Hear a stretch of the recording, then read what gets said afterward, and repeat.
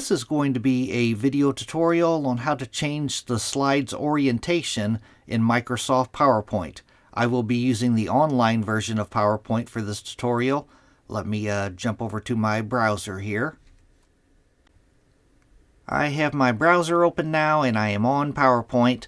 To change a slide's orientation in PowerPoint online, it's very easy to do. First thing you want to do is go up to the top up here and you want to click on the Design tab, Design.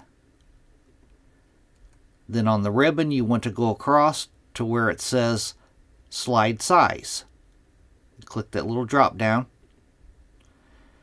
Then it gives you a option of standard 4:3 or widescreen 16:9. But you can go down to the bottom and click on Custom Slide Size. I'm going to click on Custom Slide Size. Now it brings up a little dialog box, and in this little dialog box you could choose some pre-selected sizes by clicking this drop down right up here.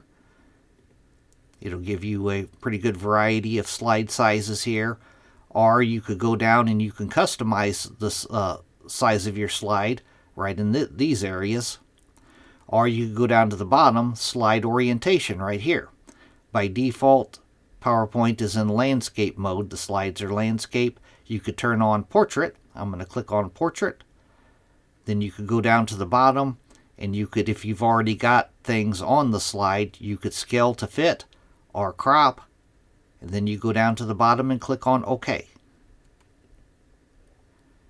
Now as you can see, my slide now has changed its orientation. And to alter it back, you just follow the exact same steps. Go to the Design tab, go off to Slide Size, go down to Customize Slide Size. And now it has a different width and a different height here. You could adjust it if you want. If you adjust it, you just have to go down to the bottom and click on OK.